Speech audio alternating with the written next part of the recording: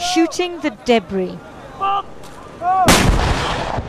The People's Liberation Army fired shells and the occasional rocket-propelled grenade into the swollen torrent.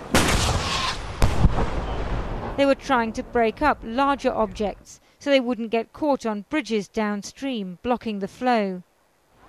All sorts of detritus swirled past. A bed, endless rubble, the remnants of people's lives in Beichuan and other places upstream destroyed in the earthquake. As the level in the Fu River rose through the afternoon, people looked on from higher ground. Some had fled the quake, others the potential flood. More were moved as water rushed down the channel. This is as far as we're allowed to go. Further along the road, upstream, the water is already surging through. The government's hoping that by building the spillway, they're going to be able to manage the level of water. Chinese state television has shown pictures of troops upstream using rockets and dynamite to dislodge rocks which had blocked.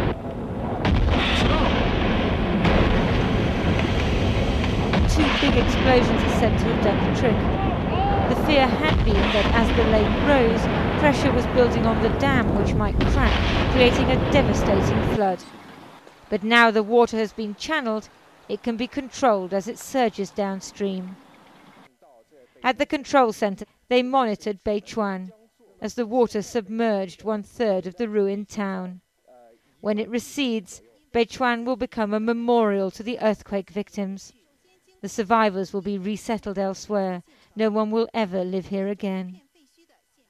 At least 29 other lakes were formed by land and mudslides triggered by the quake. But Tangjiashan was seen as the most dangerous, so the Chinese government will be hugely relieved that the blasting of the channels worked. In Mianyang, those who had been told to prepare to run for higher ground watched a river which was dry rise during the afternoon. If we hear the siren, we'll evacuate up the hill. We'll leave our belongings behind. We live in a high-rise, so they should be okay. Refugees from Beichuan were amongst the crowd. My hometown doesn't exist anymore and we don't have much here in Mianyang. The hill where we're living is the highest point in the city. It's relatively safe. The earthquake was so severe. We have nothing left in Beichuan. By 4 o'clock, the government said the waters had reached their peak. There was no need to evacuate. With 87,000 people dead or missing from the earthquake, at least the threat of flood has now been averted. Lindsey, Hilsum, Channel 4 News, Mianyang.